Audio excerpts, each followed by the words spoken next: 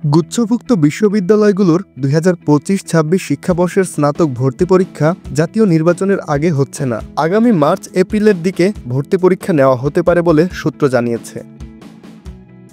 এবার গুচ্ছে বিশ্ববিদ্যালয়ের সংখ্যাও বাড়তে পারে বলে আশা করছেন সংশ্লিষ্টরা। আগামী বছরের ফেব্রুয়ারি মাসে জাতীয় সংসদ নির্বাচন অনুষ্ঠিত হওয়ার কথা রয়েছে। জানা গেছে, medical, Bangladesh university of professionals, Dhaka, Rajshahi ও চট্টগ্রাম বিশ্ববিদ্যালয়ের ভর্তি পরীক্ষা নির্বাচনের আগেই নেওয়ার প্রস্তুতি নিচ্ছে কর্তৃপক্ষ।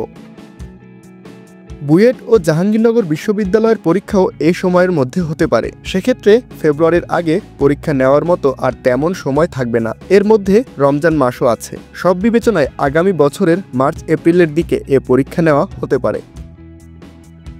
সূত্র বলছে, গুচ্ছ ভর্তি পরীক্ষার বিষয়ে প্রাথমিক কিছু আলোচনা করেছেন উপাচার্যরা। বিষয়টি নিয়ে ইউজিসির সঙ্গে সভা হওয়ার কথা রয়েছে। সেখানে অনেক বিষয়ে সিদ্ধান্ত আসতে পারে। এ সংক্রান্ত কমিটি গঠন হলে নেতৃত্বে থাকা বিশ্ববিদ্যালয় পরবর্তী কার্যক্রম এগিয়ে নেবে।